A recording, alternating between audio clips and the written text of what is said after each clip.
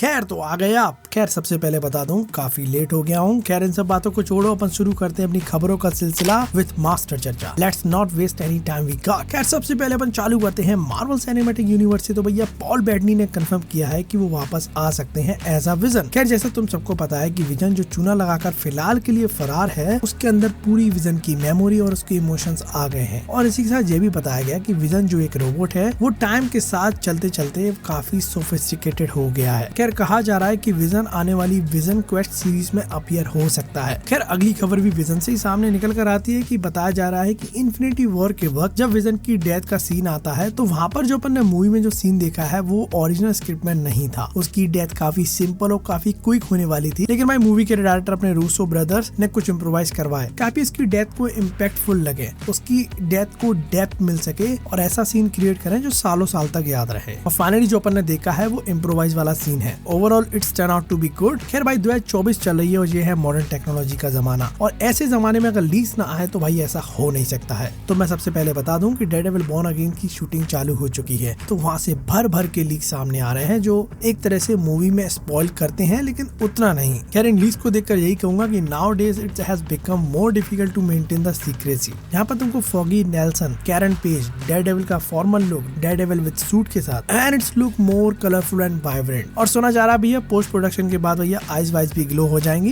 खैर भाई बुल्सआई भी देखने मिला जो कि कॉमिक से मिलता जुलता है, और भाई फाइनल एडिटिंग में शायद हो सकता है और भी अच्छा दिखे ब्लू सूट में। खैर यहाँ मैं कहूंगा कि डेयरडेविल वालों को सिक्योरिटी बढ़ा देनी चाहिए, 2-3 बैटमैन बिठाओ वहाँ पे चारों तरफ। खैर उसी के साथ एरॉन स्टैनफोर्ड जो कि एक्समैन 2 में दिखे थे, जो कि भाई पायरो का रोल निभाते थे, उनसे जब पूछा गया मार्वल में रिटर्न होने का तो उन्होंने कहा कि मुझे इसके बारे में सोचना पड़ेगा। खैर उसके बाद अपन बात करते हैं इटर्नल से किंगो के बारे में, जिसको प्ले करते हैं कुमेल नंजियानी। प्रोनाउंसिएशन का देख लेना, वो काफी डिसअपॉइंटेड है इटर्नल मूवी के नेगेटिव रिव्यू से। यहाँ उन्होंने बताया कि मैंने हर एक कमेंट पढ़ा है और मुझे काफी बुरा फील हो रहा है, काफी ट्रॉमेटाइज्ड फील हो रहा है। खैर मूवी के कई कारण से मूवी इतनी चल नहीं पाई उतना जितना चलना चाहिए था, जिसका कारण भाई पेंडेमिक को भी मान सकते हो, और एक तरह का बैकलैश भी मिला था इस मूवी को इसके कुछ प्लॉट को लेकर। कुछ एलिमेंट्स ऐसे थे जो वर्ल्ड वाइड तो नहीं चल पाए। खैर इसी के साथ एक चीज है जो वर्ल्ड वाइड जा चुकी है, यानी कि मार्वल्स अब डिज्नी पे स्ट्रीम हो रही है। इस महिला मंडल को कौन देख रहा है मुझे बता देना। खैर इसी तरह डिज्नी के सीईओ बॉब आइगर ने कहा कि डिज्नी कुछ अलग प्लान कर रहा है। अब डिज्नी के कुछ प्लान बदलने वाले हैं। यहाँ पर इनकी जो मूवीज जो शोज आ रहे हैं उनकी वॉल्यूम कम होगी, उनकी फ्रिक्वेंसी कम कर देंगे, और हम पॉपुलर और सक्सेसफुल फ्रेंचाइजी पे काम करेंगे। और यहाँ पर यह भी पता है कि जो शो की क्वालिटी गिर रही है, जिसमें भाई एक्टर की पुअर परफॉर्मेंस, पुअर स्क्रिप्ट, जिसकी वजह से भाई मार्वल का ओवरऑल ग्राफ नीचे गिरते जा रहा है। मतलब मार्वल जिस चीज के लिए जाना जाता था वो चीज नहीं दे पा रहा है। यहाँ पर भाई डिज्नी अब पैसे बचाकर क्वालिटी को मेंटेन करेगा, और जैसे भाई मार्वल के और प्रोजेक्ट आने वाले हैं जैसे कि Deadpool 3, captain America brave new world, fantastic four, Thunderbolts, blade और एवेंजर्स द कैंग डायनेस्टी, इन सब से मार्वल कुछ अलग देने की कोशिश करेगा। शायद पहले से भी उनका जो बार सेट है उससे भी ऊपर जाने की कोशिश करेगा। खैर उसी के साथ बता दूं कि भाई फैंटास्टिक फोर की शूटिंग जल्द ही चालू होने वाली है, जिसके लिए भाई पेड्रो पास्कल आ चुके हैं रीड रिचर्ड के लिए। खैर इसी के साथ काफी दुखद न्यूज सामने आती है कि मार्वल की वंडर मैन सीरीज का काम चल रहा था, लेकिन अनफॉर्चुनेटली उसके सेट पर एक क्रू मेंबर की डेथ हो गई क्योंकि वो राफ्टर से गिर गया था।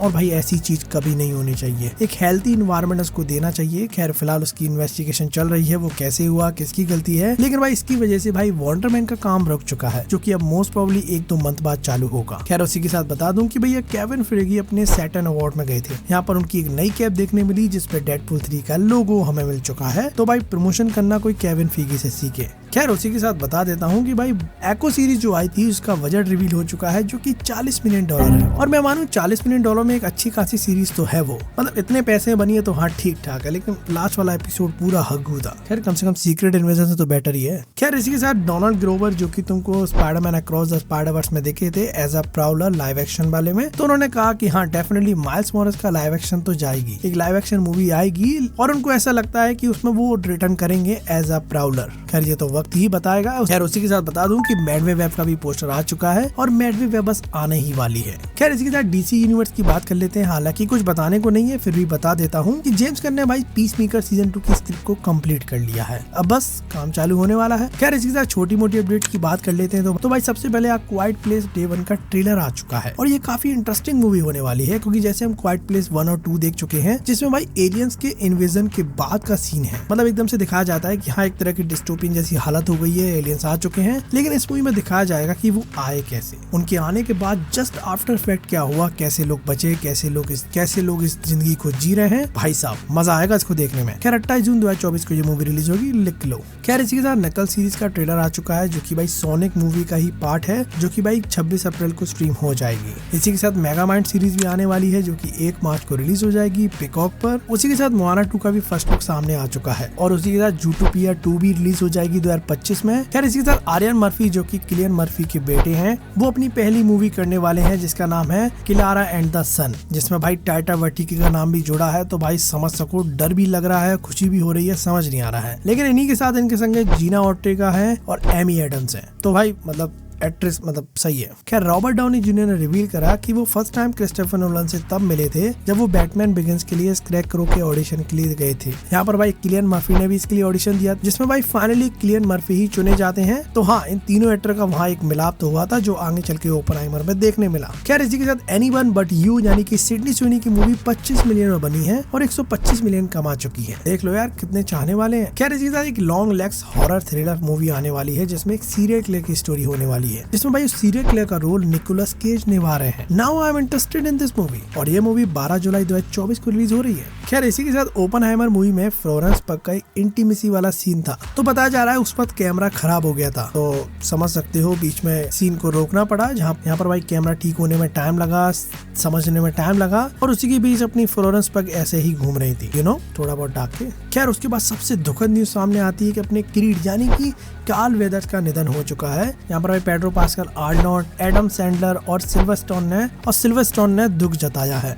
खैर कार्ल वेदर को मैंने रॉकी मूवी में देखा था, काफी फैंटास्टिक रोल निभाया था। रॉकी फ्रेंचाइजी की तो जान है वो। खैर इसी तरह रियान कुगलर और माइकल बी जॉर्डन की नेक्स्ट मूवी आने वाली है, जो कि भाई वार्नर ब्रोस बनाएगा, जिसकी भाई शूटिंग अप्रैल में चालू हो जाएगी। खैर उसी तरह गॉडजिला कॉन्ग न्यू एम्पायर का एक पोस्टर आ चुका है, तुम देख सकते हो। खैर इसी तरह हेनरी कैविल ने कहा कि he is not a fan of sex in movies and TV series. यहाँ पर उसने बताया कि मूवीज में जो सेक्स के सीन होते हैं वो मूवी के लिए तो बेनिफिशियल होते हैं, लेकिन ऑडियंस के लिए उतने नहीं होते हैं, और उनको ऐसा लगता है कि आजकल के डे में ये ज्यादा ही यूज हो रहा है।